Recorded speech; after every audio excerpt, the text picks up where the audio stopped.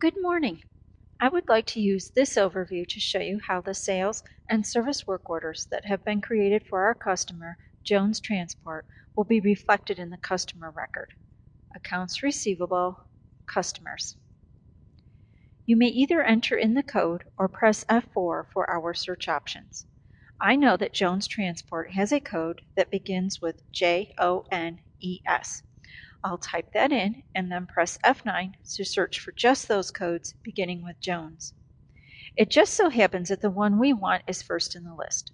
However, I can see that this is the first of 9 records out of a total 232 customer records. I can use the arrow keys to scroll back and forth through that list.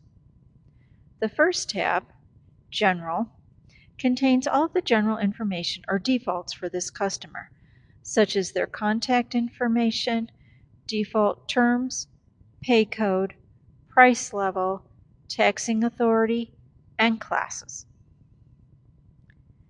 The Notes tab allows you to maintain general information as well as directions and sales notes. You may remember that when we created the delivery ticket in point of sale, the system automatically inserted the directions for us. This is where that link began.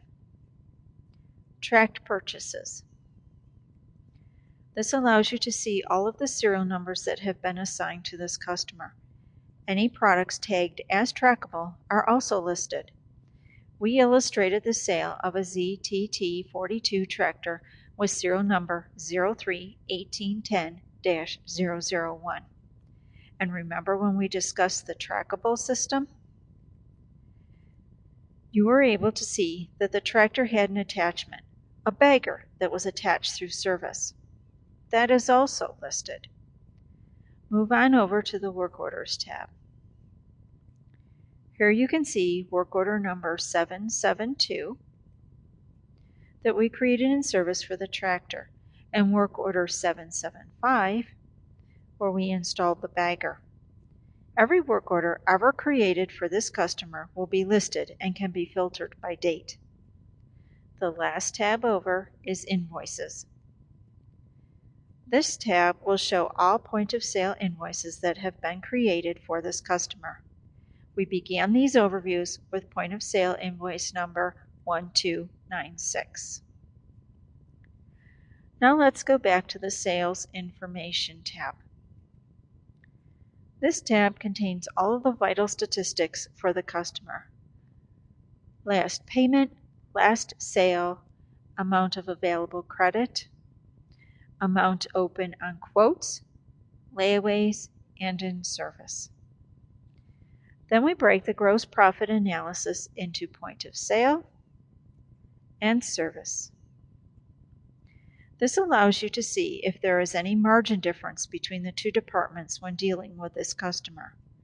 We also give you several options for looking at labor. This detail, when combined with some of the sales analysis reports, will allow you to determine whether the claim, "But he is a really good customer," is actually valid.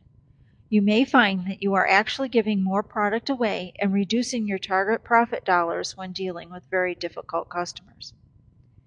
You can see from this overview that there is a wealth of information available to you with just a few mouse clicks. In order to explore more of these fields and the balance of the tabs, please call us to schedule a more complete demonstration. The Discovery System. The power is in the links.